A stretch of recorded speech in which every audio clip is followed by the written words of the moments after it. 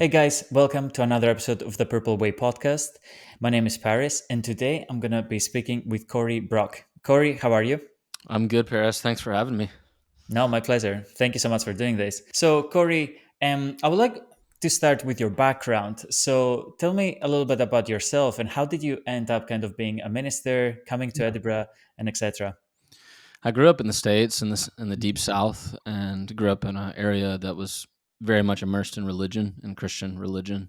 Hmm. Grew up in a Christian household, and over years, I had varying relationships to the faith. I was in and out a bit at times, and eventually, through through philosophy and through a search for the big questions and the answers that I think everybody at some point asks in their life, I came back to Christianity and came back to faith in Christ.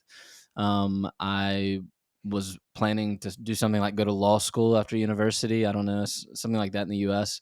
Hmm. And I ended up in a seminary where you train to become a pastor, a minister in a church. And Hmm. when I was there, I got really interested in the academic side of theology, study of God, study of philosophy, all those sorts of things. And so I moved to Edinburgh to pursue that. So I did a PhD at the University of Edinburgh, and during that time was a minister here in the church in Edinburgh, and that basically stuck to me, and I stuck with them. And years later, here we are back doing the same thing. I teach now here in Edinburgh, teach theology, teach philosophy, teach things like that, and then I'm a pastor as well. So that's a bit of my story.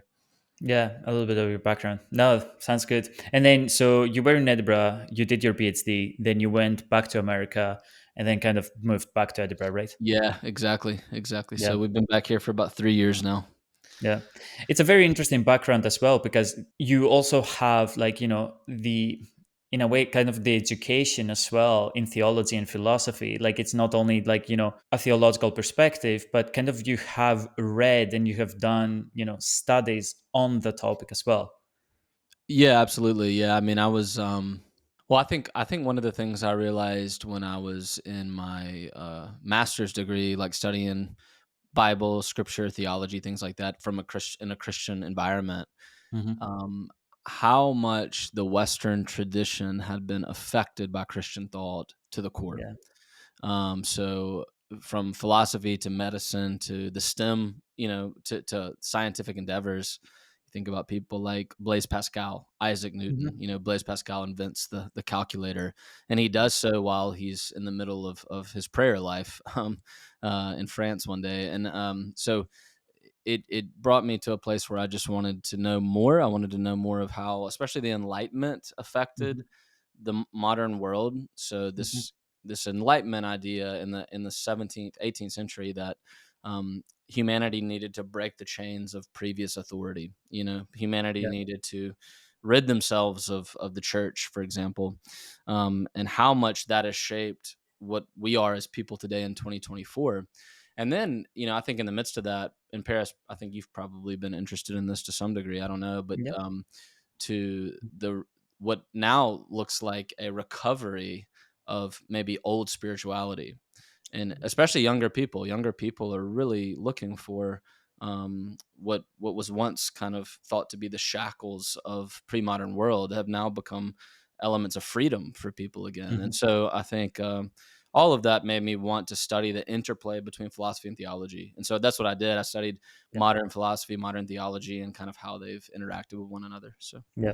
No, I do agree with you with the spirituality, and it's something that we'll dive in yeah, later on. yeah. But I would like to start. So, you know, how would you define religion? I think this is a Mhm. very interesting question because we know about religion, but like, from your perspective, how would you also define it? Yeah, very good question. So there's the sociological reality of religion, right? Where we look Hmm. out, we see gathered peoples like churches or assemblies of any kind. We see this across Islam, across Christianity, across Hinduism, um, all sorts of types, spirituality in general that gathers and formulates around some idea, some concept of a transcendent, right? So you could Hmm. talk about the sociological reality of religion from a thousand Hmm. perspectives. Now, I want to set that to the side and say that religion is not so much something we first choose to step into. And Okay. instead, religion is the reality that we are in relationship with God. Mhm. So instead of thinking of religion as my choice, I would say from a Christian perspective, we would suggest that religion is actually the simple fact that we're all related to God, that God made us, that God provides for us, that Mhm. God calls us to believe in Him. That's religion. It's actually not bottom up, it's top down, that Yeah. God established the relationship because He made Mhm. us. And so religion exists, period, objectively, in the sense that all of us are in relationship with God. It's just that from a Christian perspective, the idea is that we just don't always acknowledge that. So we're not always aware of it. We're not always thinking about it. Sometimes we're actively fighting against it, right? Mhm. But from my perspective, I think from the Christian perspective, religion is the simple reality that God made us, and so we are related to Him. Yeah. Like religion for me is a very new topic per Hmm. se. In, in Hmm. in a sense, like I grew up in Greece. My parents were not really like Christian and etc. So I never had to delve into religion per se, right? Yeah. So for me, kind of like this conversation with you as well, it's kind of like something new, Yeah. right? Yeah. So Yeah. I think bear with me because like I will try to understand the concepts that you're talking about, and Yeah. I'm coming always from the perspective of trying to understand. And I think like it's so beautiful said what you said. And it's like, okay, now I need to kind of understand it, Yeah. interpret it, right? What are the implications? Yeah. Yeah, Yeah, absolutely. No, exactly. that's great. I mean, Yeah, let yeah, me yeah. let me let me say a little bit more about it maybe and see Okay. if this could be helpful. Resonate, yeah. Um okay, so to put it in like a basic way, I guess the Christian claim is that religion is a product of the reality that Mm, God exists hmm. and that God made all creatures. Right? So God made me, God made you. I mean, you think about the simple fact like you didn't birth yourself. We don't produce ourselves. There's a book, I can't remember who's the author, but from a French philosopher who talks about the heaviness and sadness and anger that they feel from the simple fact of existing. Right. So this is a Mm, product of French existential philosophy, and yeah, it's sort of I didn't give anybody permission to bring me into the world. I didn't yeah. tell God or anybody else I want to be here. Right. And the simple reality is we can be angry about that, um, or we can recognize our radical dependence. And so what I would say is that another way to think about it is religion is the emotion, the feeling, the spiritual sense we have that's Hmm. expressed in realizing we're dependent, not independent. Right? So Hmm. it's contra the overall mindset of most modern people, because most of us modern people are radically independent people. we Yeah. um we are individualists. We want to define ourselves. We want to be who we want to be, and that's expressed in thousands of ways in our lives, even through our ability as modern people to define our own career. That just didn't exist in the pre-modern world. You did whatever your dad did. I mean, that's Yeah. basically. But in a thousand ways, we're individualist and we seek autonomy, freedom at every level. And so it's really hard for us, I think, as modern people, I include myself in that, Hmm. to realize what religion claims upon us. And religion claims upon us to say, I am dependent, not independent. I'm limited, not limitless. Yeah. And that you can talk about that in relationship to our dependence on our parents, our dependence on even defining ourselves in relation to other people. We can't even be who we are without being in conversation with somebody else. It's Yeah. them that helps define our personalities, right? We Hmm. think about who we are in distinction from others, and therefore we're dependent on them, right? And Yeah. we go back and back and back from that, and eventually realize, I think, wow, actually this whole world is dependent, Mm, and it's yeah. dependent on an absolute. So, what is that absolute? Is it a simple? Everybody has to answer that question to some degree, right? So, Yeah. is it fate? Is it chance? Is it that somehow, some way, some molecule got just hot enough at the beginning of all of history and exploded to create everything that exists today? And I would say that even if you can scientifically describe it that way, behind that there Mhm. is a conscious, absolute God, and that God.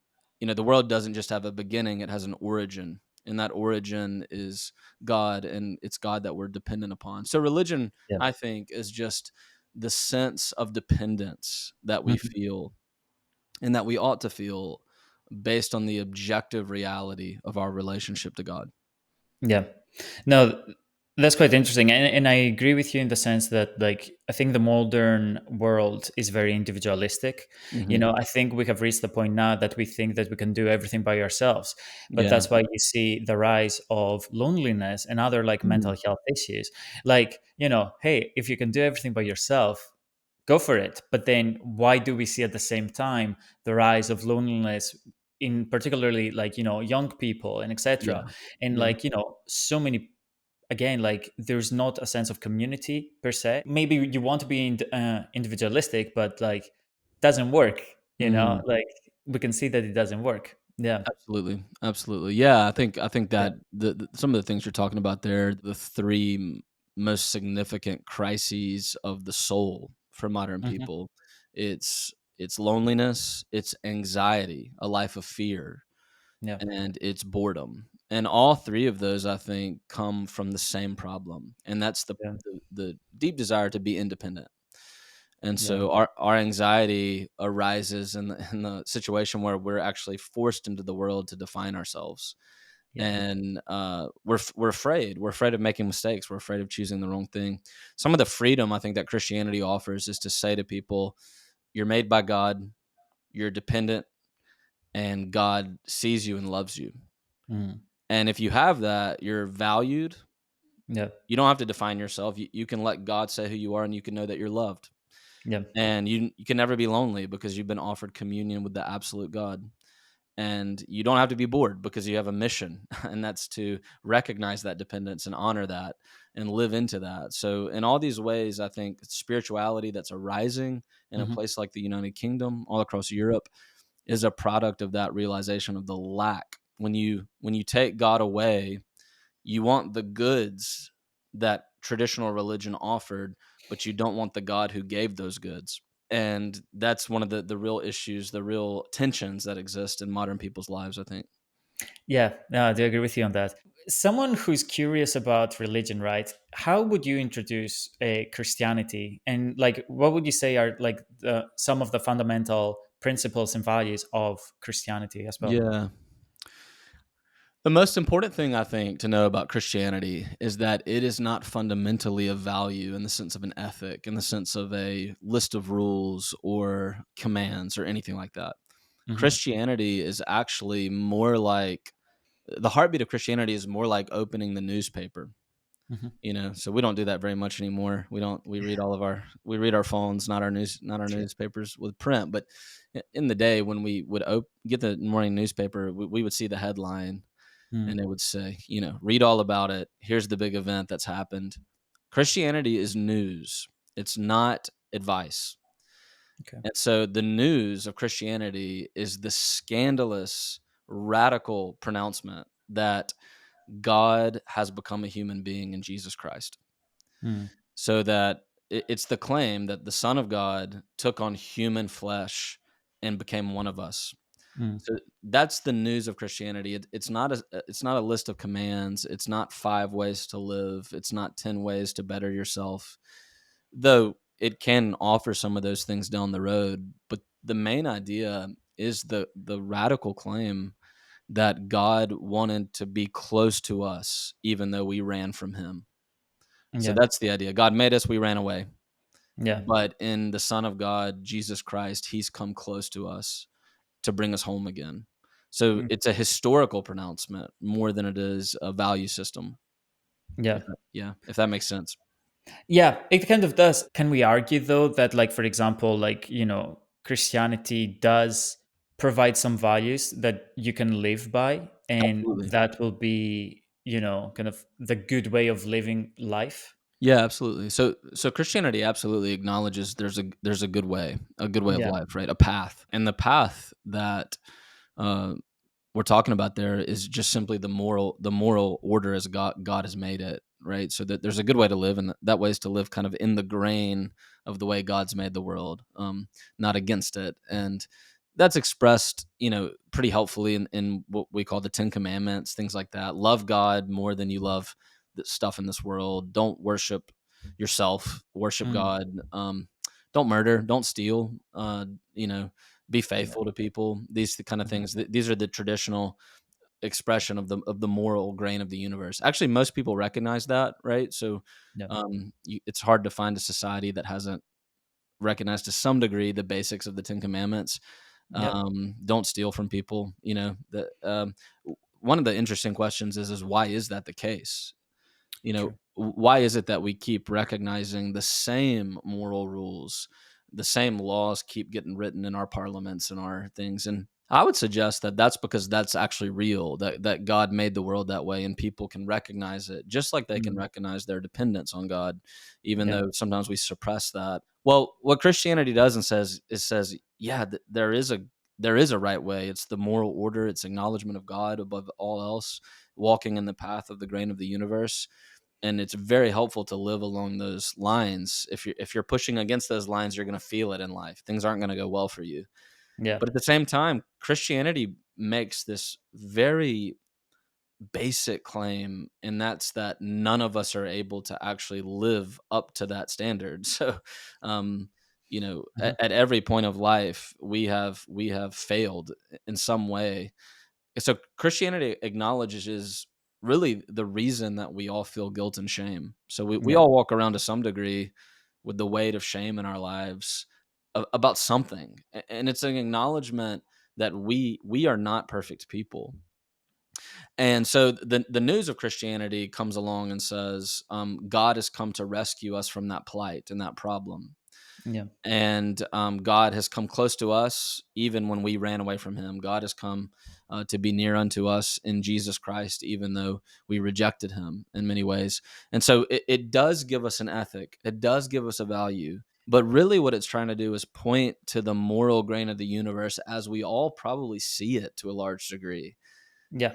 But at the Yeah. We same see time, it. it's trying to point out, hey, your conscience is biting you and it's telling you you're not the person you were made to be. You're not living in that Yeah. way, and there's a solution to that. That's the news of Christianity. Yeah, I say a lot of people have conscious they're conscious that they're not living the life that they should be living, or like, on the Mhm. opposite side, they don't know the life that they should be living. I had an interesting conversation with a friend of mine recently, and we were talking about, for example, society gives you a structure that you go to school, perfect, here's your deadline. You go to school, then you go to university, okay, perfect, I have another deadline, perfect, happy days until then. And then after university, it kind of lets you free to decide what you want to do with your life, right? Mm. And a lot of people just don't know what to do with their lives, right? So some people will go to work, go to, go to work and try to find a meaning through work. Other people will continue, higher education, masters, PhD, whatever, kind of to prolong that structure that they have in life. Do you think that Christianity can give us a better structure to live our life? Yeah, very helpful. Very, very good thought there. I think it can. I mean, that's why I'm a Christian. Mm, Exactly for the reasons, some of the reasons you just talked about. So you've identified such a clear and consistent issue for modern people, right? And that's that we go through the stages of life we're expected to go through, you know, school, uni, job, and yeah, every time we get to the next thing, we kind of say, "Meh." We realize, okay, I reached the next accomplishment and goal, and it was just okay, and I'm not mm, all that happy. yeah, or And fulfilled. Hmm. right, so we feel unfulfilled. We Mm, feel like we don't have meaning, and so we go to work, but we end up in a place where we just don't care, right? That's quite often a result. Or we chase and we chase and we chase meaning, we chase career, we chase accomplishment, and we're left pretty unsatisfied. Um, you probably know the actor. Do you know the actor Jim Carrey? yeah, Yeah, of so, course. so Yeah, Jim yeah, yeah. Carrey, the famous Love him. comedian, he was interviewed a few years back by a series of interviews called The Talks. And Mhm. they asked him in that interview, "Are you a spiritual person?" And it was really interesting. He wrestled with that question throughout the interview. And one of the things he Mhm. said that struck me was, he said, I hope that every single person in the world is able to reach the dreams that they always thought they wanted. So he Mm. said to get wildly rich, to get the job they thought they wanted, to get the person they thought they wanted. And I hope everybody's able to capture that so that they can find out that it's not going to be enough. Yeah. And I think that you're describing that really well. Now, that is in some sense the first commandment in the Ten Commandments, and it simply Okay. just says, "Love God Mhm. more than everything else in this life." And so, what Christianity comes basically to say is that anytime we chase something in this life, like a career, like a person, like a relationship, and we can lose that thing. You know, if you put Mm. all your chips in something you can lose, Yeah. ultimately you're going to be left empty at the end of the day. Yeah. The claim is that only God can satisfy. Mm. Only God. So the old world, the pre-modern world, I mean, pretty much consistently, everybody said the same thing, that God is my highest good. Mm. He is that which for which I was made. One really famous thinker, Augustine from the 4th century, he said, "My heart is restless until I find rest in God."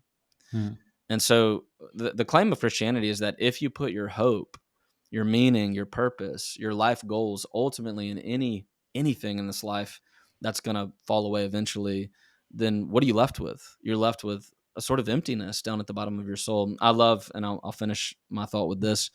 Um, Yeah, of course. C.S. Lewis, one of the great Oxford thinkers of the 20th century, former atheist, became a Christian through the influence of J.R. Tolkien, who wrote The Lord of the Rings. C.S. Lewis writes, when you look out in the world and you realize that every single thing that you've pursued has not ultimately fulfilled you, you have to rationally come to the conclusion, I must be made for another world. Right? Yeah. If you chase everything in this life and nothing can satisfy you, what if your satisfaction lies outside this world? Right? So that's the I think Absolutely. that's what Christianity is on offering. Yeah. That's an interesting one. Yeah, I think satisfaction and where we receive our satisfaction from, because like now we can have so many distractions. You know what I mean? Like, you go on your phone, like your phone is the ultimate distraction per se, right? Like you can spend Yes. 24/7 in on Yeah. your phone, on your laptop, and never ends, right? Right. But yeah, I think like with satisfaction, we are looking externally, right, to find the satisfaction, what will satisfy us. And as you say, like, it's never enough. And therefore, which is a very beautiful kind of way to put it, it's like, okay, our satisfaction might come from a different world, from a different perspective. And as you say, Christianity can be that. Um, I would like to kind of continue with kind of touch the point between religion and spirituality, Yeah. right? And I think a lot of people are looking for something, right, within spirituality. What do you think? First question, right? Is the difference between religion and spirituality? Sure. Yeah, helpful question. I mean, I won't pretend to have the final answer on this by any Yes. means, but spirituality is the self, the individual's response to religion. Mm. And so religion is an objective reality, from my perspective, from the Christian perspective, that God exists and we're related to God, and God has actually revealed Himself to us, made Himself known. Spirituality is our response to that, and however, spirituality can be expressed in thousands of ways, right? And Mhm. spirituality doesn't actually mean that we're getting the pursuit of God right. Right? Mm. So sometimes spirituality is expressed in ways that I would say are counter to reality. Mhm. And so one of the big questions I think that Christians want to ask those who are pursuing a spiritual path is to ask a question like, okay, what God, what transcendent entity is it that you believe in, that you're pursuing, right? So what worldview have you rested your spirituality upon, right? Yeah. So is it a domain of um, mere spirituality? Mere spirituality in the modern world, in a great city like the city of Edinburgh where we are, is this. bland attempt, I think, quite often, um, that I understand. It's a pursuit, it's a search, but sometimes it rests itself in being satisfied with never actually coming to an answer, with Mm. never actually being willing to take the step to say, actually, uh, there is a God that exists, and it's Yeah. this God, right? And so, um, there's really only a few different places that we can put our spirituality, and that's in an absolute monotheistic God, that there's Mhm. one God, or Mhm. in the domain of polytheism, that there are many gods, Yep. or in some impersonal concept of God, where Mm. there's a fate, there's the three fates, and Mm. I don't know what they are, I don't know how to talk about them. I just know that there's more than the eye can see, right? Yeah. And so I think I would ask any person that's on this spiritualist journey to consider: do you believe in the spiritual realm that is beyond the eye, with respect to an absolute creator, Mm. or with respect to a polytheistic pantheon of some kind, like the Mm. Greeks and the Romans? Yeah. Or do you believe in the impersonal? And by Greeks, I mean the Greco-Roman Empire of old, right? Or do you believe in the impersonal, right? That there's some kind of fate, Yeah. that doesn't have a consciousness, right? So where is it that you're placing the object of your spiritual exercises? And so Yeah. that would be the question I think Christianity would want to ask, anybody, in the spiritual hunt. Yeah. Yeah. Because like I think a lot of people, like for example, again for myself, right? I would say I'm kind of agnostic, even though like kind of in the last 2 years, like religion has come up to my mind as a way to express myself, or not. Yeah. Sorry, not express myself, but like I want to dive into religion in a sense. Like I want to understand it because, like again, as I said, like I Mhm. never grew up as a religious with religion in my family and etc. But I think it's an interesting topic, to kind of dive in, right? Yeah. So I think with spirituality, I will say I'm spiritual. Okay, before let's say before Christianity, Mhm, mhm, I will say that I'm religious. So from a young age, so at 19 years old, I'm 28 now, but mhm, at 19 I went to Nepal, mhm. and I went to Nepal by myself, to kind of you know see Buddhism. Like Yeah. I was like very kind of interested like in Buddhism for some reason. So I went there, like I did meditation. It was quite an interesting kind of experience, whatever. Yeah. Um, but yeah, I can say that I'm spiritual in that sense, right? So spiritualism, it's like more about like I believe in the universe, or I believe, let's say for example, in karma and etc. Mhm, Right? Like for me, mhm. that would be the angle I would have as a agnostic. Let's Yeah. say Sure. that I believe in the universe. Let's say for example, when I think of something and I want something to materialize, right? Like manifest, I'm like, okay, I believe it, I take action towards it, and, hopefully it will manifest or not. That's why I don't know if I need religion to do that. Yeah. And I don't know if there's something that you can kind of like say on that, not as a counterpoint, right? But like as a discussion Yeah, sure, absolutely. coming from that perspective. Yeah, yeah, no, and I've had the opportunity here and there to chat with others that were, kind of in the same space with spirituality and Yeah. search and the concept of manifesting and things like that. It's interesting, and I need to learn more about it. I think, Mm. and learn more about kind of some of the details of what is meant exactly in the concept of manifestation and things like that. I guess where I would see it for myself is that the question arises in my mind that, Yeah. in this idea of manifestation, what happens when it doesn't work? So, Mm. and then secondly, who is being appealed to in the act of manifestation? So Mm. when you want to manifest something, when you want to proclaim it's to be in the future, is it prayer?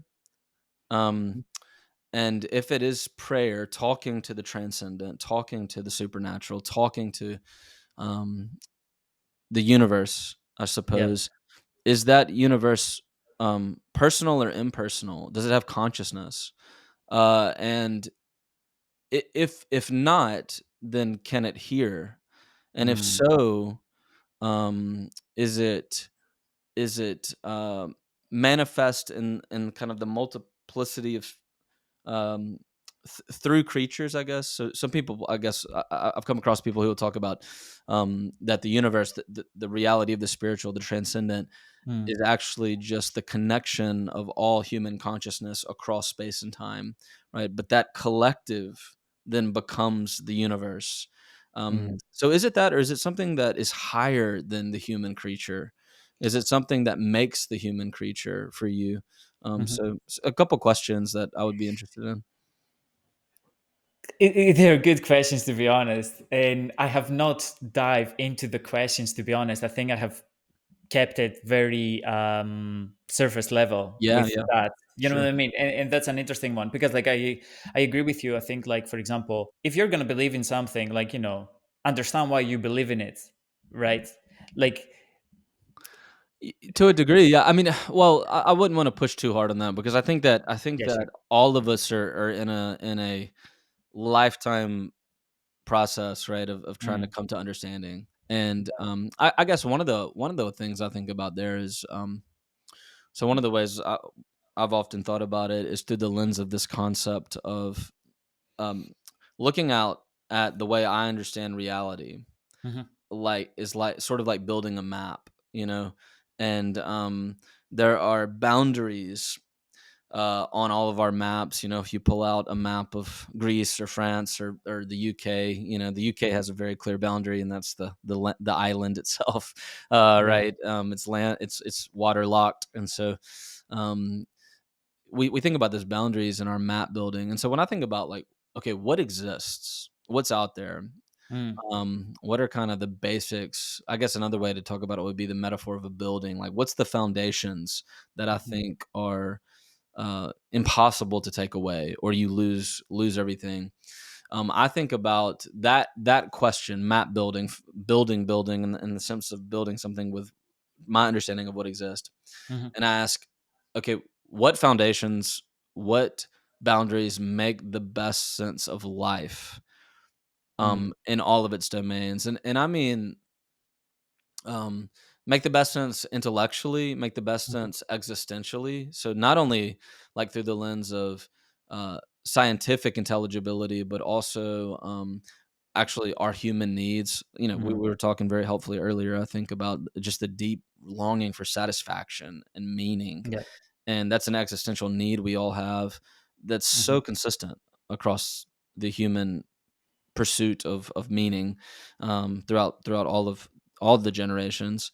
And then we have this deep need and curiosity to understand the world and to make sense of it intelligibly through the lens of science, through the lens of all sorts of pursuits. yeah, And there's a million degrees of trying to unfold the depth of reality.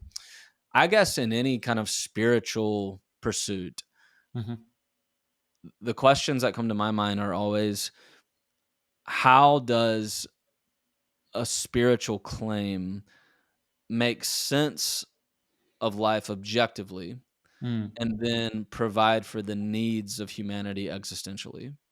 So there's kind of twofold way. yeah, Yeah. So does it fit reality intellectually as far as I can understand it? Does it satisfy mhm, existentially as far as I feel like most people have particular needs, right? So those are kind of the two domains in like the map building exercise of religion for me. yeah. Yeah. So I don't know how that strikes you. Yeah. I think again, I think it's kind of the same thing. I need to take it and like process it because I think, like, for example, like, again, like spirituality, religion, and I think also kind of this block of conversation, Mm, even like I was trying to think how I want to talk about spirituality, and I had a hard time to describe spirituality for mhm, myself. You know what I mhm, mean? So it's like, mhm. okay, Yeah. maybe I need to think about it even more because, like, for example, maybe that's another one, right? Like, a lot of people stay in the kind of like, again, like surface level. Hey, I believe in universe, and I don't need to explain to anyone per se, right, what that Sure. universe is. Yeah. And sure, you can go about your life with just that thought, like, I believe in the universe, I don't believe in anything else, like, I believe I'm spiritual, that there's something out there greater than me, Yeah. I won't say it's God, from a religious perspective. I would just Mhm. say it's something bigger. But then probably, you can come in and you can say, okay, but like, define it, because I think that will help you understand better. And Right. the better you understand it, the probably the better of a meaning will have for you, right? Yeah. Yeah. Absolutely. Yeah. Yeah, no, I agree. I mean, I think that pursuing that definition is an important step. And Mm, the Christian claim is basically this, that God who made us has actually spoken into this world, not only in creating it but also mm, in revealing himself in lots of other ways. yeah. Um ultimately in Jesus Christ, Hmm. but also in the simple idea that God's Spirit, who is present in this world at all times, upholds our existence. And so there's a place in the New Testament in the Bible where the Paul, who's this great character in the New Testament, Hmm. who came from a background where he didn't believe in Jesus, and then he did, and he's talking to people. He's actually in Athens when this happens, Hmm. and he's talking to philosophers on this hill in Athens in the first century, and he says, God is not far from every one of us, and in him we live and we move and we have our being. And he's Yeah. using a metaphor for birth there, and actually saying God gives us our lives, and in his presence, because he's present, we're able to kind of move and conduct our lives, and through his kindness to give us even oxygen every day, we're able to kind of carry on and live. Yeah. I think that one of the things, I think, in spirituality in general, mere spirituality, if you will, from the Christian perspective, Hmm. mere spirituality arises in that space where I the see. reality is God actually has come and revealed himself and Yeah. spoken, and you are connected to God. That's the Christian claim, and that God is not far from any of us, upholding us. And for that reason, we recognize. So Paul said to the philosophers there in Athens, he said, I see that you have a statue dedicated to the unknown God here. And Yeah. he said, the God that you don't know, the God you're searching for, whether it's called the universe or whether it's called whatever we might call it, Yeah. is simply the God who gives us life and breath and Yeah. upholds our being. And so the Christian claim is this idea, this really big important word called that God has revealed. It's revelation. It's Hmm. that God not only made the world, but he entered into it. And he's not far away, he's close. Yeah. And it's not an easy claim to wrestle with at all, Yeah. but it's at the same time one that it strikes against our instincts, probably because we think of God as distant, as Hmm. if there is a God far away.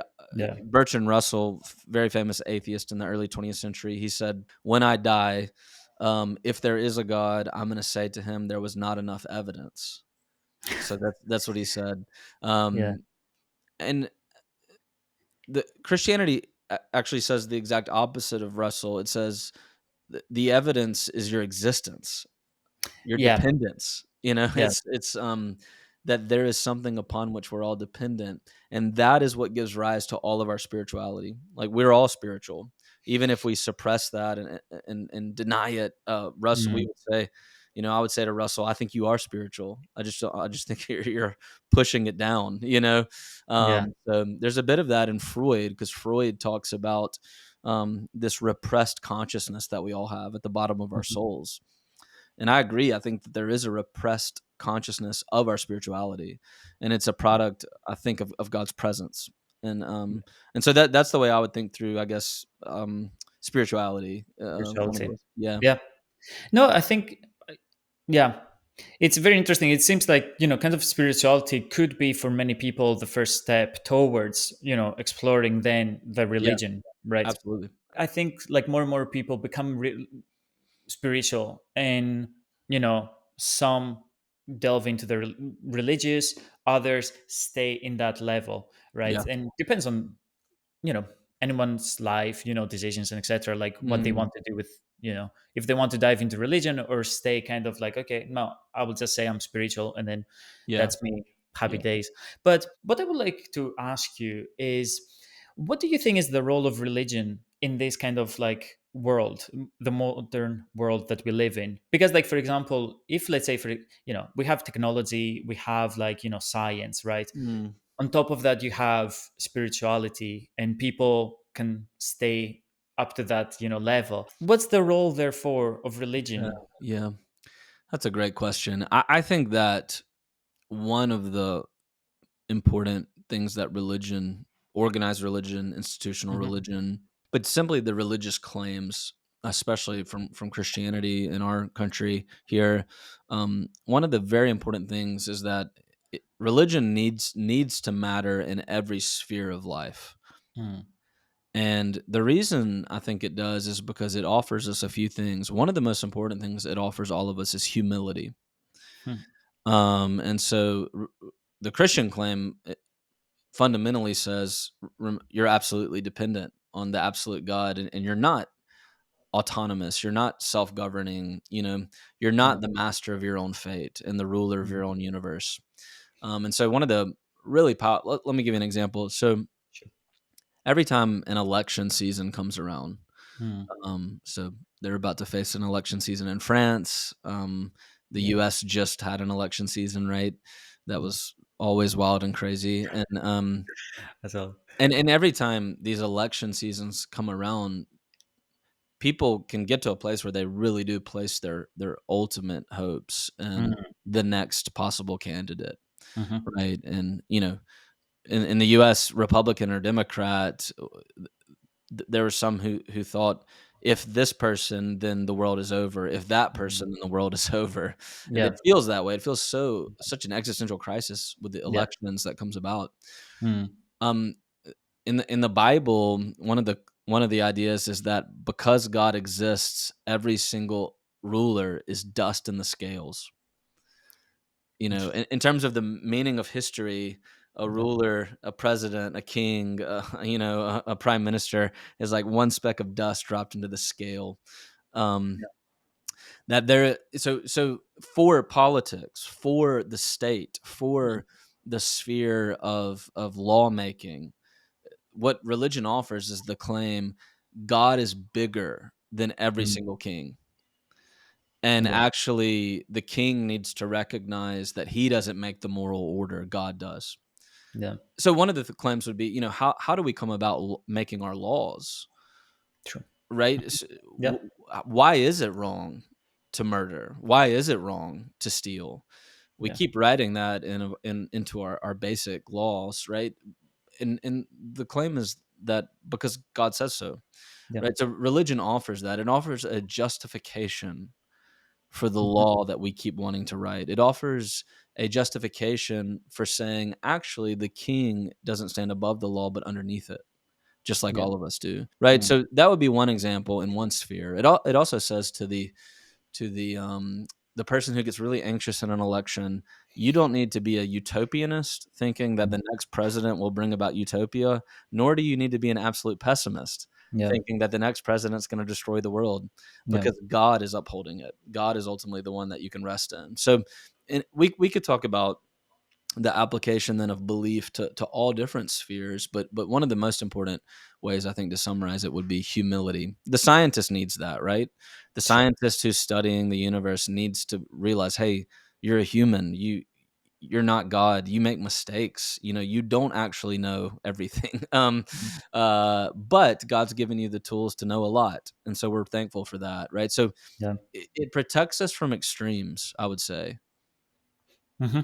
Yep. That's an interesting way to finish up because, like, for example, I think with extreme, I think our world is going to extreme as well. Yeah, Like, totally. again, like, as you touched upon, like, like politics, right? And especially in America, even though, like, I think here in the UK and everywhere else can be, equally extreme, right? But, like, people, families don't talk if you're Republican, and the rest of your family is, like, Democratic, right? Right, And it's right. like, are you really gonna stop talking to someone just because they have a different perspective, just a different views?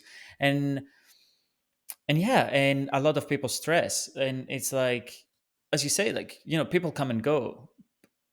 What's the purpose? Like, nobody's, above God. So why are Right. you stressing that, like, um, America is going to be destroyed if X person is going to be elected, Yeah. and whatnot? Right. Yeah, And even beyond that, empires come and go, right? Countries yeah, come and go.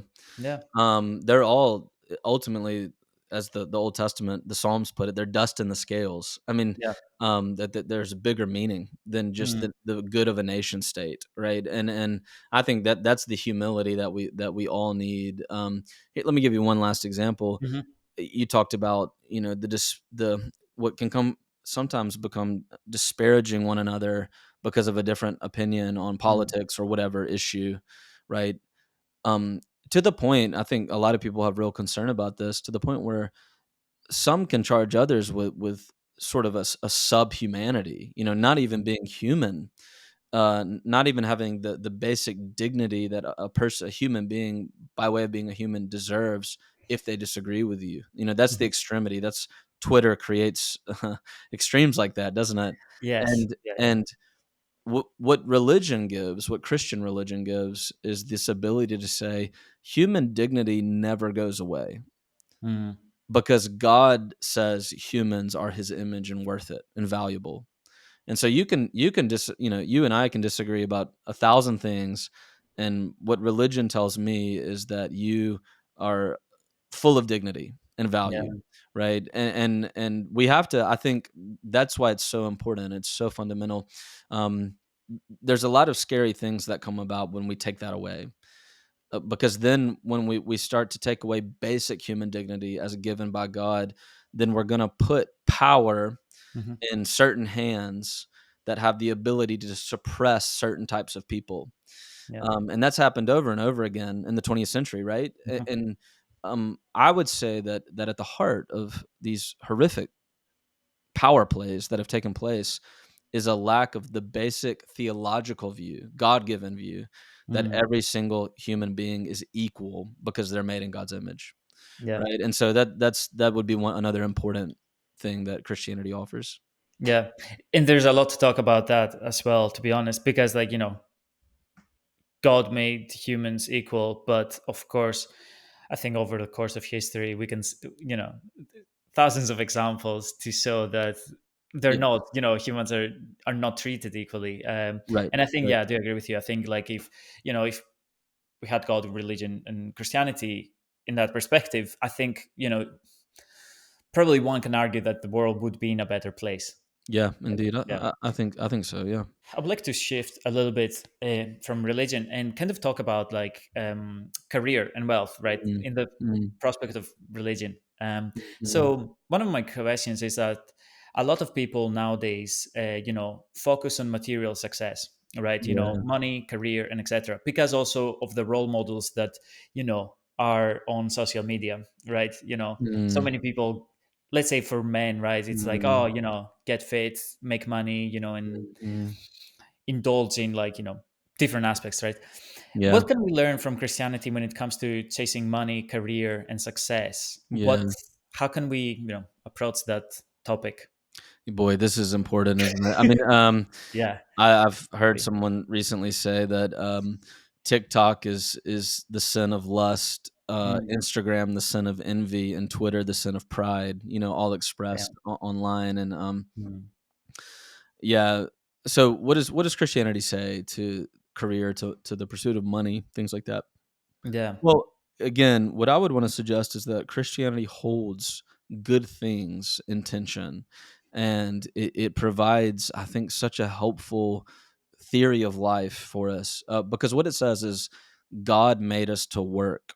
Mm, So God, in God's in the Bible, we see God working, we see God acting, God coming in and bringing us up out of the stuff, the material order, bringing it about. We see God almost being displayed as a worker himself, mhm, and from that.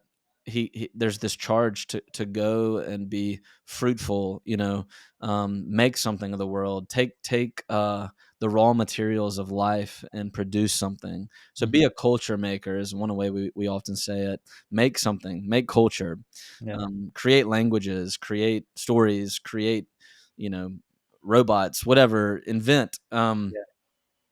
So Christianity gives us this power to look out and say, work is good and Mm. career is good.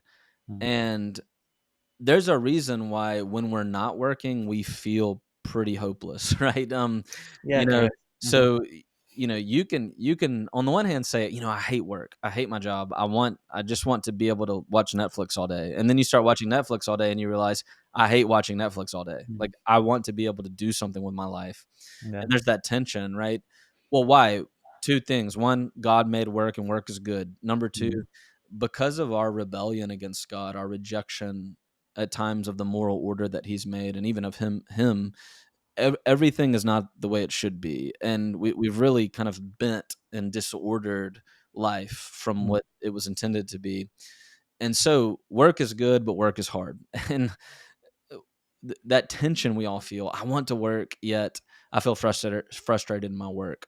Both finds a place of rest. Those claims in the Christian story, Mhm. which is that God made the world, God made work, and our rebellion against God has created this real curse in the midst of our work life. This Mhm. real oppression we feel that things just aren't the way they're supposed to be.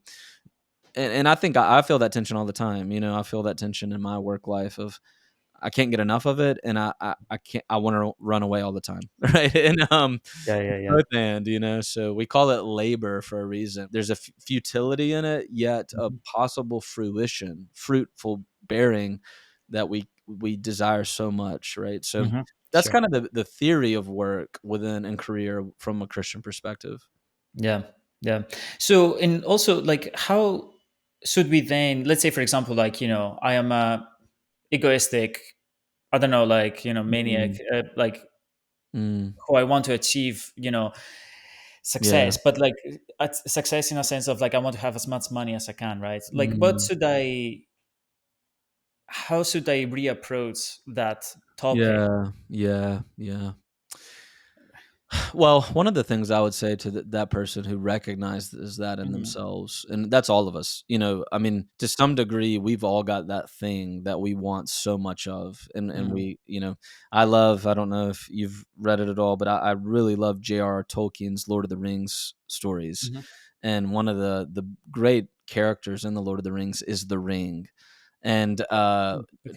Tolkien says that for him, the ring in the story represented that one thing that we're all chasing, whereby we think Mm. if we had it, it would give us power, meaning, stability, security, love, everything in our lives. Yeah. And Sauron had put all his hopes in this one ring, and that he's destroyed, and ultimately he's destroyed by the one ring. If the one ring falls, he Yeah, yeah, falls, yeah. right? Yeah. In the same way, if you put all your chips in money, Mm. you have created a ring whereby when you lose it, when you take that gamble, that risk, you put it in that stock and it's gone, you will actually feel the grief of losing everything. Yeah. If you put your meaning in something you can lose, your meaning is extremely fragile, right? So that's the message of Christianity. It's what we call idolatry. It's this Yeah. pursuit of creaturely things that just Yeah. can't provide for us. Yeah. And so I would say that you're walking on thin ice, and you're putting your hopes and dreams in something. Now, one of the like Jim Carrey said, that one of the best things that can happen to us is that we get it. Yeah. And because oftentimes when we get it, we just realize, okay, actually, this isn't the thing I thought it was going to be for me. And Yeah. that always happens. That always happens. Yeah. No, I agree with you. I think like over my course of life, let's say for example, like I think I always wanted stuff, and once I achieved that, I'm like, okay, cool. Like for example, like when I have achieved my goal, then I'm like, okay, what's next? Like for example, like I finished Mm, uni, let's say I got my first job. Cool, happy days. I was happy for maybe like 2 weeks, 3 weeks, and then I was like, mm, uh, like I wish I could go on holidays, right? And then you go on holidays and you're like, okay, I want to go back to my life, back to my Mm, flat, mhm. and it's like we're Yes. never satisfied, right? Yes. And in the grander aspect of things, it's like I really like your analogy of, like, if you have if you're chasing a ring, and whatever you want to call that ring, right? Once you have it, okay, are you happy? And I think, like, for example, I think for many people the answer would be no, Yeah. because or you will be happy for 1 week, 2 week, 1 month, whatever, Right. 6 months, and then it will be done. I think we have seen examples as well, like, people make it in life in a sense of, like, again, money, right? Multimillionaires and etc. And they're still unhappy. And Mhm. it's, and we see it, and we're like, what? Like, if I had like millions, I would be so happy. But happiness, Mm. going back to spirituality, and spirituality, happiness can never be an external thing. You will never be able to find it externally. That's right. I mean, if you place happiness in in the hope of good circumstances, it will you Mm, will always be chasing it, and that's why, in some sense, one of the worst things that can happen to you is you become a celebrity. So, mm, celebrity is something not to celebrate, but to be pitied, really, because when you become a celebrity, you have finally reached the highest pinnacle of all your hopes and dreams, yeah, and it's overwhelmingly true. I mean, it's a simple fact that celebrity has the highest rates of misery, yeah, of existential misery, and it couldn't be a more obvious case in point, as what you're saying, Paris, yeah. is that, and I think that, so what I would suggest is Hmm. that tracks with the Christian claim, right? Yeah, That we were made for God. God made us. We only find our rest when we rest in Him and who He says we are, in pursuit of a reality that is beyond ourselves, beyond this life. And that means that we'll never find rest ultimately when we chase creaturely things. yeah, So Christianity offers this opportunity to say, look, pursue God and find rest in God and the meaning He gives, His love for you, His expression of His love for you, pinnacly in the coming of Jesus Christ and His sacrifice for you. And at the same time, you don't have to hate work. You don't have to, you can still look out and say, because God made all these things, they're good. yeah, Money's not bad. It's a yeah, tool. It's a mm, good tool, right? We need it. We all need to eat, and so God gives meaning to these things, but then He mm, says, but it's not your ultimate meaning, and yeah, that's really, in some sense, the heartbeat of the Christian message. yeah. And would you say that, if I were to ask you to reiterate it kind of in a different way, what would be a meaningful life according to Christianity? Yeah, that's good. That's great. The beauty of it, I think, is that a meaningful life could be expressed in a variety of vocations or variety of choices. There's no one thing. There's no uniform. You don't have to dress a certain way. You don't have to speak a certain way. You don't have to live in a certain place. Christianity asks none of that. None Mm, of that. There's no uniformity. Instead, the meaningful life is that in all your activity, you're seeking God. You're seeking to worship. yeah, You're seeking to say, I didn't make myself, I haven't always done the right thing. God looks at me and says that He loves me and forgives me if I believe and trust in Him. And I can live that life before God, in God's presence, as a banker, as a IT specialist, as a student, as a whatever, in anywhere, anyway. There's no uniformity in that claim. There's simply the call to find rest in God's pronouncement yeah, over you. That's the beauty of it, is that it's quite simple, really. It's a simple message, and it's yeah, that God has come to rescue us in Jesus Christ and to give us friendship. So, I yeah, mean, Jesus Himself, before going to the cross, looked out at the people in a room He was with and said, "Tonight, I call you my friends. I offer you friendship with God." It's quite an idea that you can have a friendship with the God who made the world, and you can do that in any place, any walk of life. So that's the meaning, I think, yeah, within the Christian frame of reality. Yeah. yeah. And kind of not counter to your point, or maybe like as a discussion, right? Sure, sure. Like, would you say religion is necessary to live that meaningful life, or does religion enhances Mm, mm, the life? yeah. Yeah, that's a great question. So, what I would say is that I think that because God exists and because, like I mentioned earlier, what Paul said in Yeah. Athens, he said, "In Him we live and move and have our being." Mm. That God is always giving gifts to everybody, and so everybody can find meaning in life to some degree. Absolutely, there are plenty of people living lives of contentment, lives of charity, lives of love for great relationships that they might Yeah. have. Absolutely. I would say that those expressions of a meaningful life are still dependent upon God, even if we don't know it. That would be one thing. The second thing I would say is, nevertheless, what you've so helpfully pointed out about chasing the ring, I use that Yeah. metaphor, but whatever it is in I life, really like it. Yeah. whatever it is in life, I think will always ultimately fall short. And Mm. so I do think that while that there are so many arenas of meaning in this life, Hmm. they will all fall short apart from faith. Yeah. I think that faith is the meaning that stands above all meaning. Hmm. Faith in the object that is God Himself. It's the capital M meaning, I think, and so I think the old world in the West talked about subordinate goods and the highest good. And a good is that thing that brings you fulfillment. And so the subordinate goods of life, there's so many, right? A wonderful holiday at the beach, and a great relationship, a marriage that's full of love, whatever it is, a job that you really care about. These are Mm. the subordinate goods of life.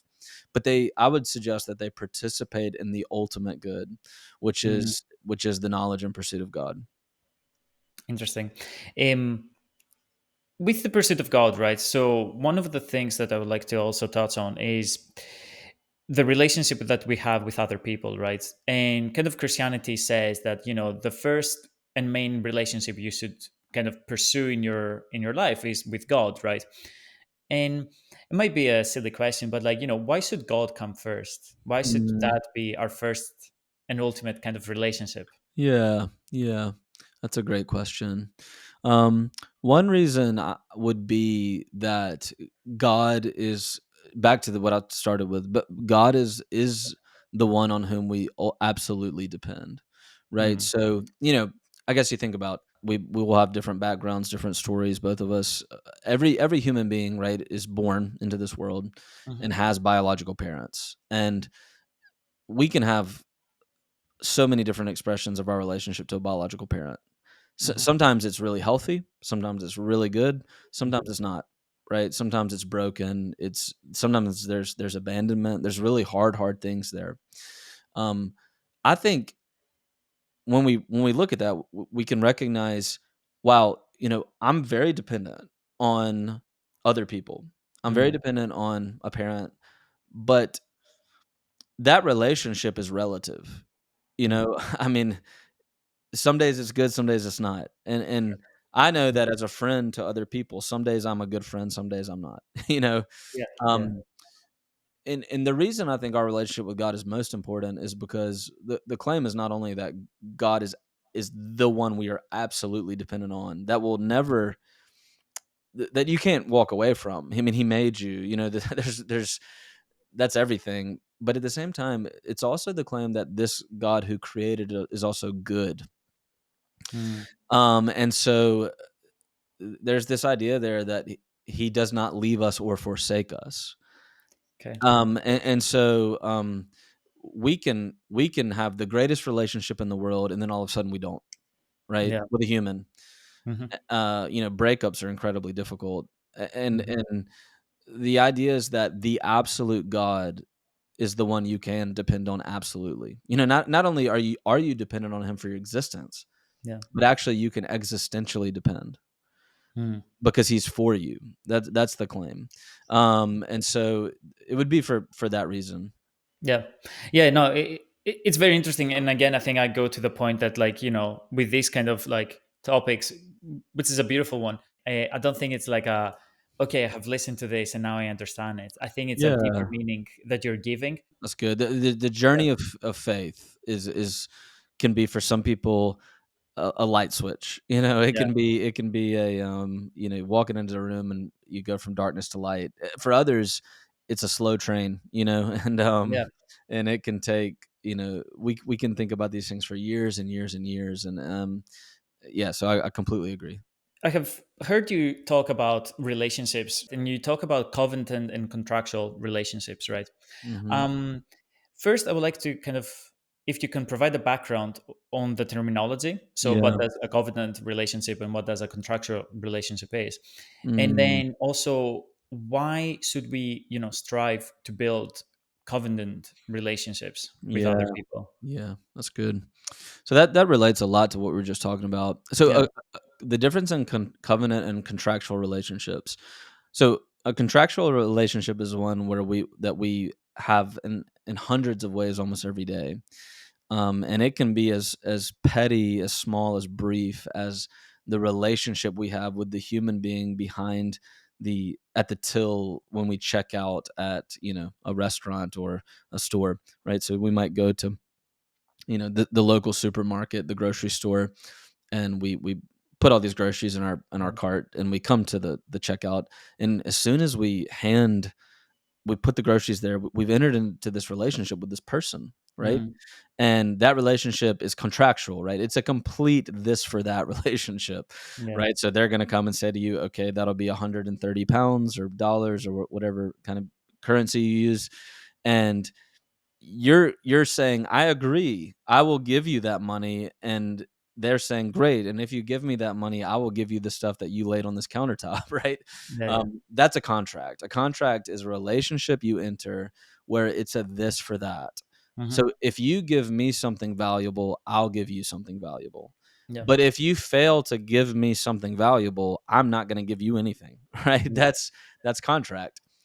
um the real issue at the heart of many, many, many modern relationships Hmm. is that we have exchanged what should have been a covenant relationship for a contract. Yeah. And that's marriage. So marriage is a covenant relationship. Hmm. I would claim, you know, given by God to humanity. And in marriage, we have this claim where you make a vow to somebody that says, I will be for you in thick and thin, no Hmm. matter what. And even if that is utterly sacrificial on my side, I'm gonna stick with you, Yeah. And right? Yeah, go what ahead. would you say is a covenant? So, what would be the Yeah, yeah. terminology of a, okay, Covenant, sorry. okay, very Yeah. helpful, yeah. A covenant is a binding relationship, Yeah. Hmm. that you make through a vow, through a deep commitment to the point of loss, to the point of sacrifice. Hmm. So it's deep relationship. It's relationship that goes beyond the bounds of I'm in it for me. That's really a covenant. Why do I think we should make relationships like that? But well, because I think that's the way God relates to us.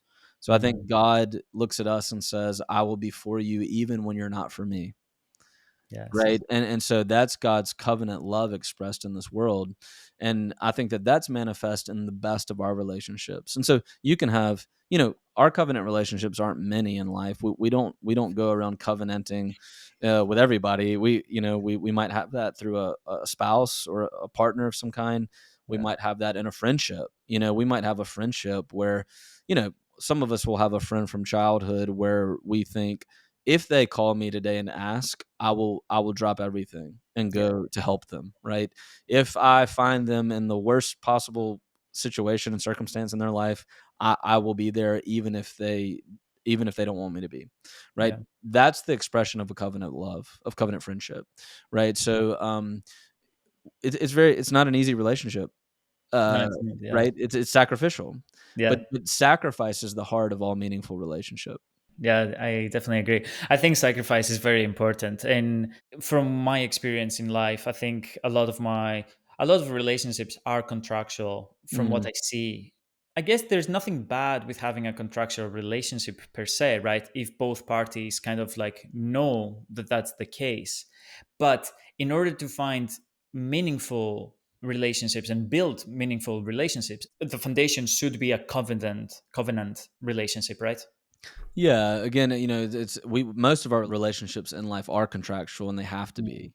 Yeah, Obviously in the realm of business, in the realm of work, even an employer-employee relationship is yeah, contractual based, right? It's not yeah, covenant based. yeah, And that's important. That's necessary. Those boundaries need to be there.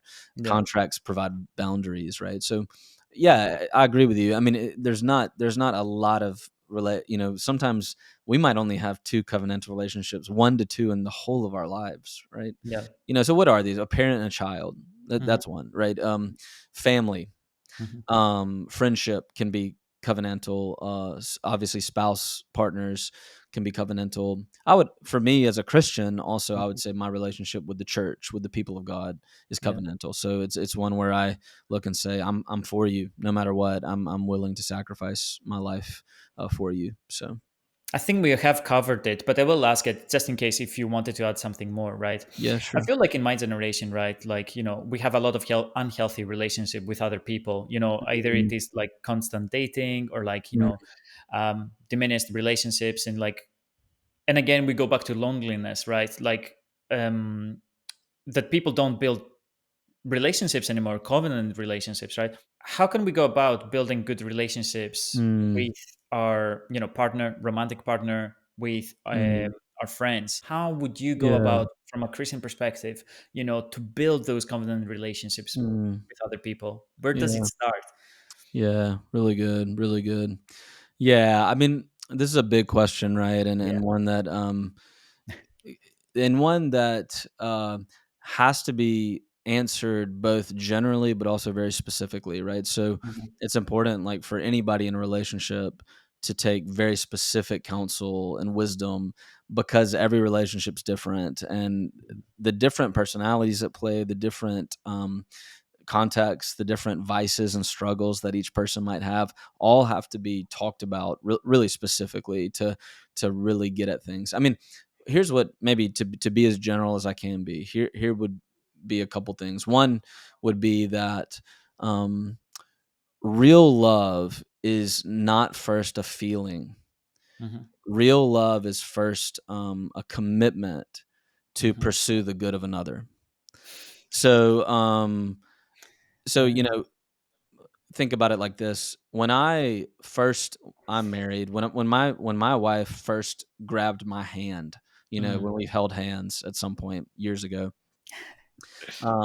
it was electric, right? It was romantic. It was, you had the feeling, the buzz of Yeah. that moment. We've been married for a good while now, and if my wife grabs my hand today, I don't feel anything, you know, and Yeah. Yeah. Yeah. I love her more today than I did then, Sure. right? But because we've walked through thick and thin together, Mm. and the feelings of romance are not fundamentally love. Mhm. The feelings of romance are temporary feelings, and that they come and go. They're good. They're kind. They're a gift from God, I think. But they're a beginning point, but not an Mm. ending point. And if you're chasing that all the time, that feeling of romance, that feeling Mm. of romantic love, as Disney has portrayed it to Yeah. us, um, we'll always be chasing. Again, it's the same problem that we talked about earlier, right? It's the ring. Yeah. And real love is a commitment. It's a Yeah. commitment to be for somebody, for their Yeah. good. Yeah. So Yeah. And I think with that, we can, as you said, like, with love and commitment, I think that can be applied both in, like, your friendships. Like, yeah. I think how you're answering it as well, right? Is like, in order to become a good friend, in order to have a good friendship, a good partner, etc., like, definitely it starts with yourself, right? You need to Mm, commit to it, right? I think it does start with love, which love is commitment, right? mm, And I'm kind of going through this right now with my kind of like the romantic relationship that I'm trying to or I'm realizing now that, like, love, as you said, like, it's not really a feeling, but it's something that you choose mm. to commit on, Yeah. and that we can say is love, right? Mm, It's very beautiful, and I'm exploring that kind of aspect right mm. now in my Yeah, life. And absolutely. so what we have, I think, in modern, again, like in this period of time, right, is lust, right? Mm, And we don't have mhm. love, we have lust, you Yeah, know. yeah. Can you explain what lust is from a Mm, Christian kind of context? sure, yeah. Yeah, we've been talking about it the whole time today Yeah. because lust is over desire. That's how I would Mm, explain it. So lust is a over desire for mm, something in this life to be your satisfaction that it just can't be. mm, And so you can lust, you can thirst, you can mm, really want anything. Lust doesn't have to merely be sexual or romantic. Lust can also be the lust for power, the lust for money, the lust for anything, right? So what I would say is lust is a term that describes an inappropriate desire, inordinate desire, desiring something in a way that it's not meant to be longed for. So the way a Christian would see it is that it's any desire that has taken the place of desire for God. mhm, So if you're desiring a person, a career more than you want to know God, then that you've entered into the domain of over desire or lust. mhm. So it's not saying that desires for a romantic partner, desires for a great career are bad, not at all. Yeah, They're good, yeah, right? But they yeah, become lust when they're inordinate, they're overbearing, they're too much, they're defining your life and your existence. Yeah. yeah. No, that's interesting. That's a very interesting perspective. Yeah, and I think a lot of people are chasing that over desire nowadays. Mm, And I think they're like, of course, we can say that, like, for example, like non-religious people, like, they chase that career, they chase that money more than anything else, and therefore that becomes the lust. Touching on upon, like, building a good relationship with ourselves, right? How can we go about building a better relationship with ourselves and mm, within the Christian context? yeah. Loving ourselves, like, being, yeah, Great question. So I'll try to be brief here. Um, there's this moment in the mm, Bible in the New Testament from the same guy Paul that I talked about earlier that was in Athens, where he says something like, you know, I don't ultimately care what other people say about me, yeah, and I don't ultimately care even what I say about me. What hmm, matters to me most is what God says about me. yeah, And I think that's really important. Sometimes if we struggle with life with our view of ourselves, if it's too low, the solution that people will give is, well, you just need a higher view of yourself. You need some self-esteem in your life. hmm, If it's too high, which we struggle with, pride will say, you need to lower that. You need to come in with some humility. And the second is right. Humility is so important. hmm, But the first, this idea that just a bigger, grander, more prideful view of the self is what's going to cure our soul's lack. Um, yeah, I don't think ever actually works. And instead, I love what Paul says. He says, sometimes I'm too high on myself, sometimes I'm too low on myself. And hmm, actually, what I need is to think about what God says about me. And God says that despite my failings, despite my struggle, despite my pride, despite my lowness or highness, despite the fact that I think I'm a king or I think I'm a peasant, in the medieval language, um, God says He loves me, and yeah, so Christianity comes and basically offers that. It's a way of saying, you're never too high, you're never too low. You're okay. You're okay. yeah, yeah, Um, because God's view is most important. yeah. That's interesting. And what would you say on awareness? Self awareness, and how I describe it, is just being aware of the thoughts that you have, Yeah, and kind of like, as well, like, um, trying to better understand yourself, like why sure. you Yeah, are the way you are, right? yeah, yeah. And I think, we all have our childhood traumas, like the Mm, way that we were raised, mhm. and we are now, this personality that we have, right? Yeah, And I think, like, the more self-aware you are, the better the relationship with yourself will be, because you yeah, will understand, if you feel anxious, oh, it's because of, ABC. So from, yeah, a Christian perspective, yeah, what helpful. can we go Okay. about? Yeah, good. I would say one of the things I would say is Christianity fully supports that pursuit, and a lot of the contemporary movements in counseling and focusing on the self. Mm, I mean, if you read the scholarship on this, a lot of scholars will talk about how Christian theology turned to the self and started exploring the inner life before anything else did, and how important that was for people like Saint Augustine and others. And so, counseling, psychotherapy, anything is, I think, a healthy thing if done well. Mm. The second thing I would say about it is that I love Alexander Solzhenitsyn, who was a victim of the gulags, the Soviet gulags in the early 20th century, and he Mhm. writes his one of his great books, and he says the fault line between good and evil runs not between races, not Mhm. between nations, not between classes, socioeconomic classes, but through every human heart. And that's a very important thing. Christianity suggests that when we know ourselves truly, we realize that we are a mix of Mm. vice and virtue. Yes. And that for that reason, we can never be mere victims nor mere oppressors. We can have had horrible things happen to us. And Christianity says, yes, you look out, and the reason that those things are horrible is because God made it to be different than that. Mm. And at the same time, while acknowledging and looking at that and wrestling with that and trying to grow through that and seek reconciliation or hope, we have to also see in ourselves our own propensity to selfishness or pride or whatever it is.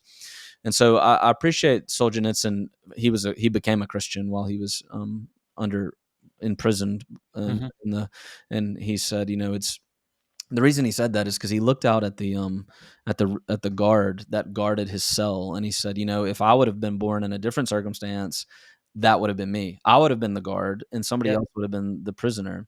Yeah. He said, and he wrestled with that thought and realized good and evil runs through every human heart. Vice and virtue is in all of us, Yeah. and Christianity really wants to suggest that. Um, we think of life as this spectrum. There's good people, there's bad people, or something like that. Yeah. And Christianity says no. There's no fault line between humanity that says those are the good people, those are the bad people. Yeah. That the fault line runs through our each soul, every single soul. Yeah. So that would be maybe one of the fundamental pieces of anthropology that Christianity offers in terms Mm. of counseling and care. Yeah. Yeah.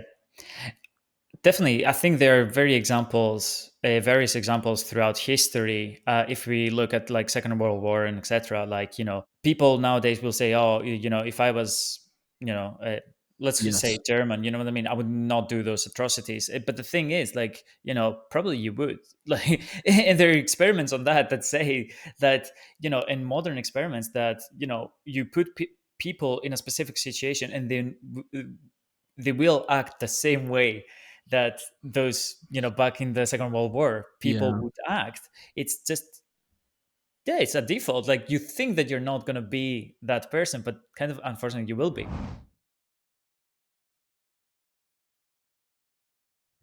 Cory, another question I have for you is, how can we be content with ourselves?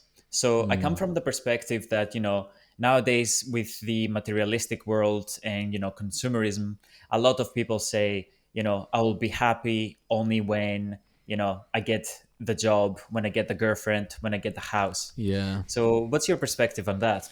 Yeah, great question. Important question.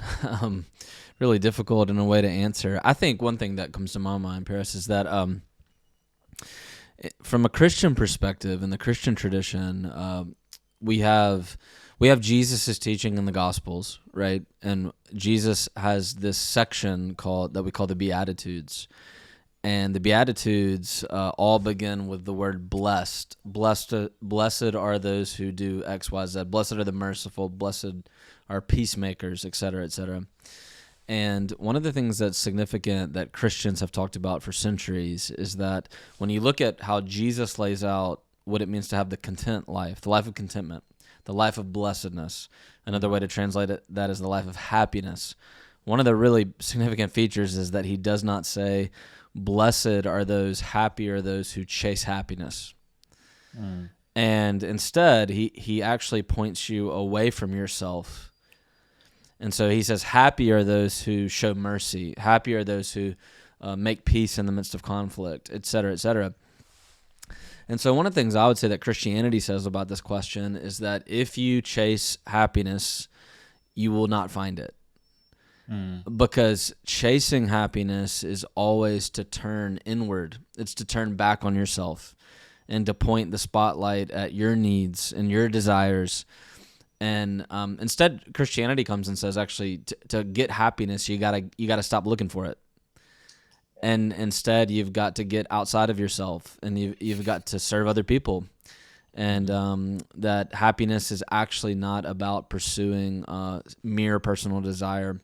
It's about having a bigger purpose, following something much greater, right? And so for me personally, I know that the times when I feel most joy, the times when I feel happiest in life are the times when I forget about myself and I realize I've just been serving somebody else, or I've just been thinking about God more than me. And all of a sudden I realize I'm content, you know? And so that's really the Christian's perspective on that answer in the broadest brush. Yeah. Yeah. No, I do agree with you. And I think like a lot of people, like me included as well, we are like in our mind quite a lot of time, Yeah. right? You know, we overthink situations, and it's like, selfishness, and it's like me, or like, etc. And it's like, I think if you bring that perspective in life and, try to serve other people, that will bring you, happiness and contentment. Yeah, absolutely. Yeah. Absolutely. Yeah. Interesting. Moving on, like kind of like to health, right? And like, what Christianity can teach us on health. It's like, I want to talk about addiction, the addiction of the modern addictions, like, on alcohol, drugs, social media, Sure. how can we view addiction, pursuing Yeah. or looking to fill a void, a vice? Yeah. Yeah. This is a complicated question, right? Because there's all sorts of things that bring people into addictions. And so I don't want to for a second speak in universal terms. Okay. That's just my qualification before I say what I'm about to say. Yeah, But just because I know that every single person's story and their story with fighting addiction will be different and based on different problems and issues, potentially of their past, potentially of things that have happened to them.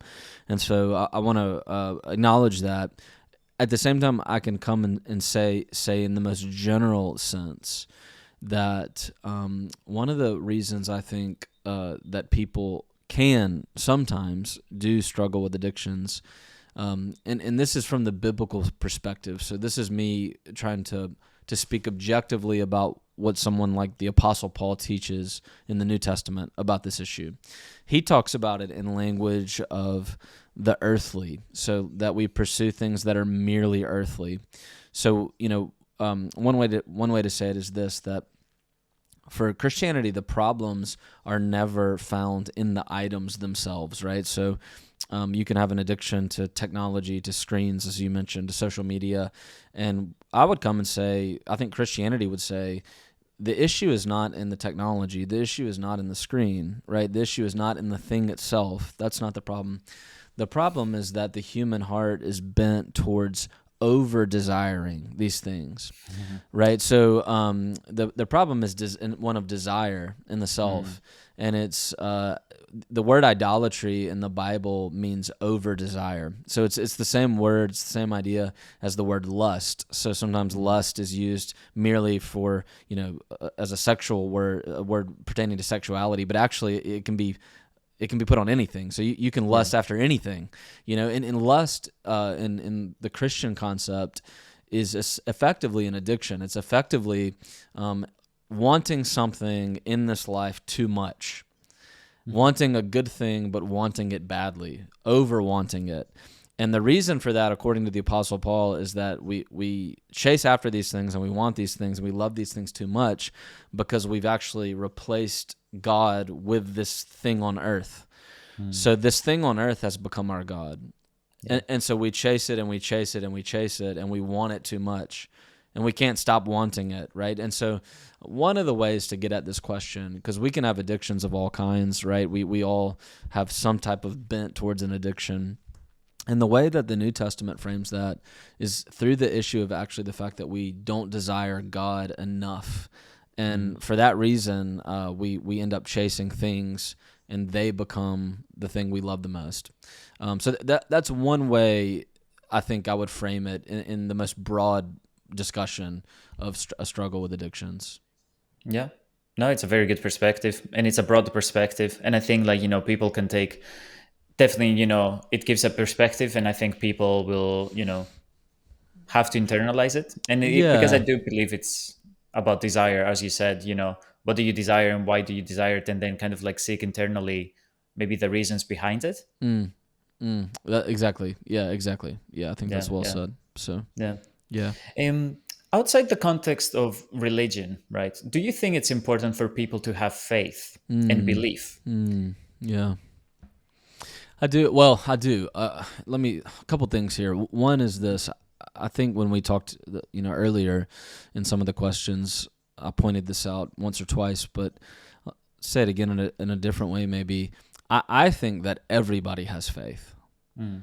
So first off, I'd want to say, before I get to the fact that it is important to have faith, I would say that everybody does have faith. So I would suggest to the listener that if we were able to think philosophically for a few minutes and get outside of ourselves and think objectively, the simple idea that we trust our consciousness, the simple idea that for most of us, we are not struggling with thinking, do I live in the matrix, right? We're not walking around asking that question all the time, so all of us, Paris, if I look at the color blue and you look at the color blue and we both say that's blue, then we think, yeah, our faculties are working, our sense perceptions are working, my consciousness is working, and that is an issue of trust. Like, I don't actually know that what you see is the same as what I see. I don't. But I trust that we're having pretty similar objective experiences. And that's just one little example. Like, if you believe that your consciousness works with respect to your senses, then there's an aspect of faith there. And David Hume, who's an Edinburgh-based philosopher of the 18th century, his statue is on the Royal Mile here in Edinburgh, right near where we are. And people walk by and rub his toe all the time on the Royal Mile, or you often see Hume with a cone on top of his head sometimes. But he was an 18th century philosopher at the University of Edinburgh, and one thing, he was very helpful on this. And he talked about the fact that we, by faith, believe in all sorts of things that we think we know, and we've never actually proven them. And that can be the most trivial thing to the most important things. Let me give you a trivial example. We all right now say, I would say, I don't know if you would say, I'm sure you would, Paris, that if somebody asked me, does Australia exist right now, I would say absolutely it does. I've never been to Australia, and there's no possible way for me to verify that by my own sense perception. So one of the things people in the 19th century would always say is, look, if you cannot verify something by sense perception, then you can't ever say that you really know it. And the problem with that's the scientism perspective, and the problem with that, it's the basis of so much atheism in our time, that thinking through a lens like that. And the problem with that is, even to make that type of an ethical mandate, you cannot know anything unless it's verifiable by sense perception.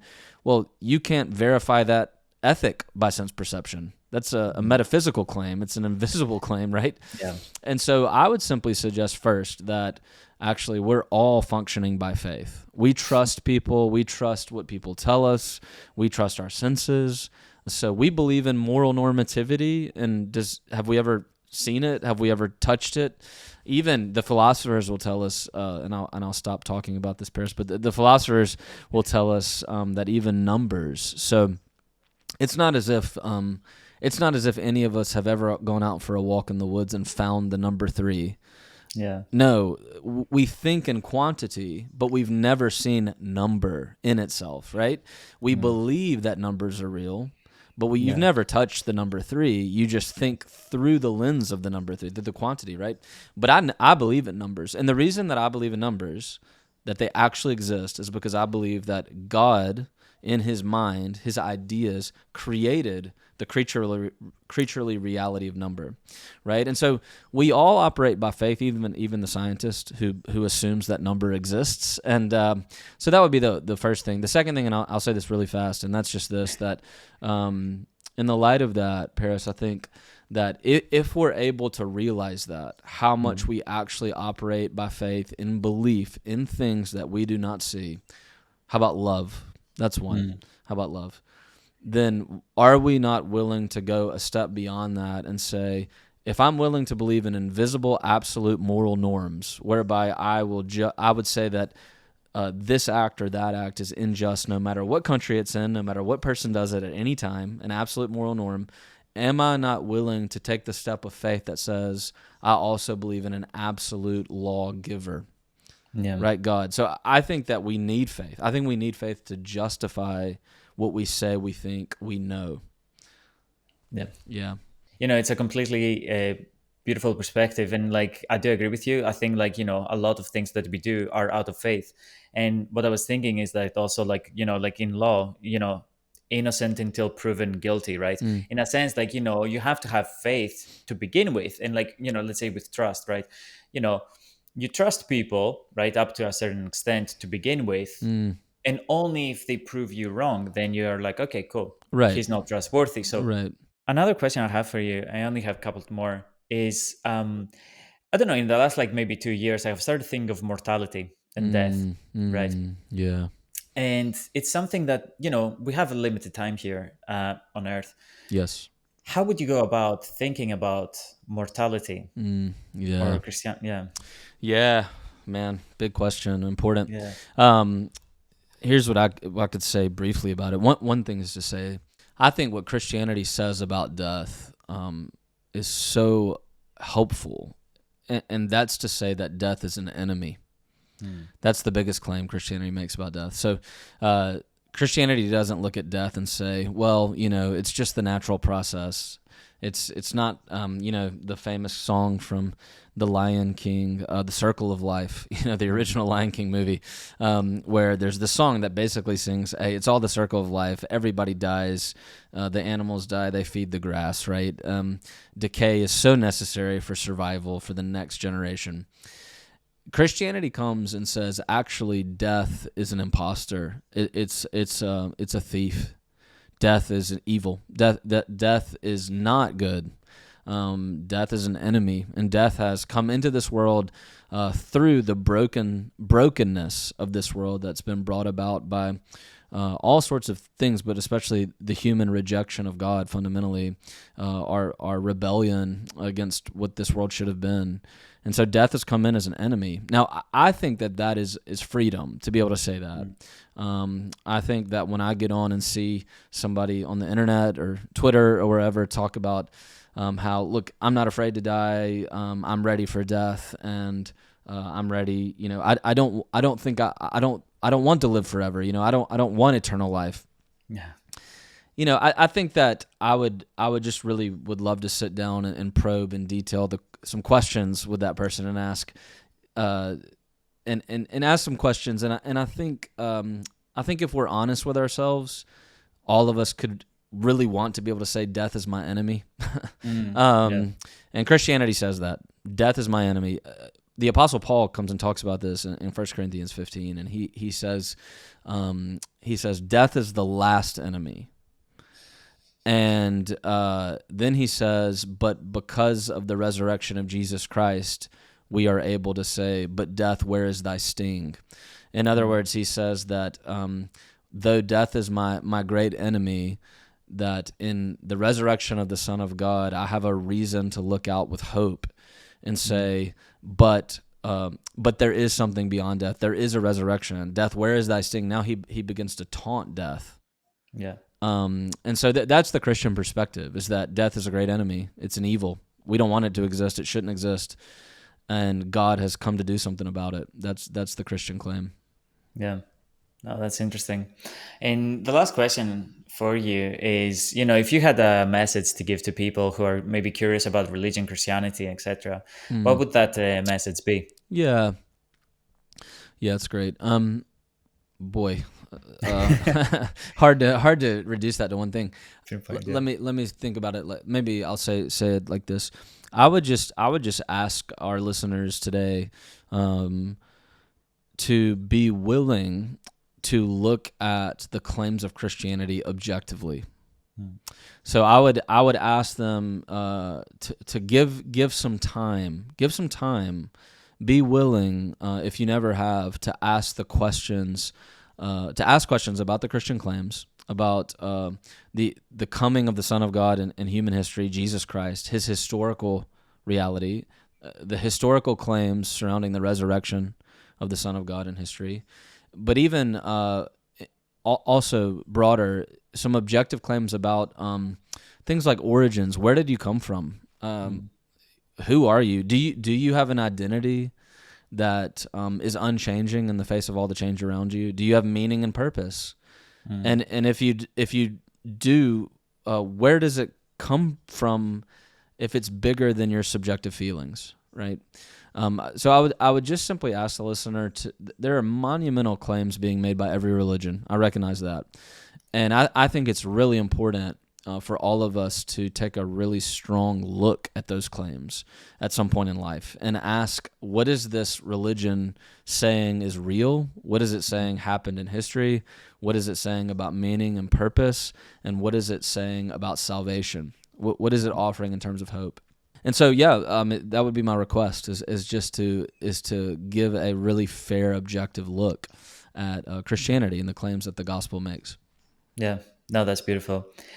Cory, where can people find you? Like, Yeah. yeah, where can people find you? I am very, very minimally now on social media, so I've Are I've you? backed away from social media a good Mm-hmm. bit. I'm a part of a podcast. Mm-hmm. We're called the Grace and Common podcast, and Okay.